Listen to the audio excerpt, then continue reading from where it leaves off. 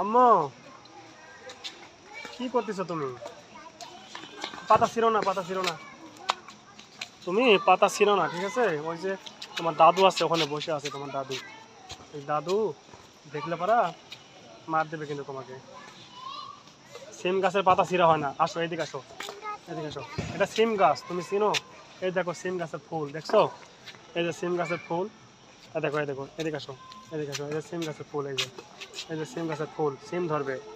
তোমার দাদু দেখলে মার দিবে, হ্যাঁ? তুমি আর ছিল না, তোমার দাদু এখানে বসে আছে।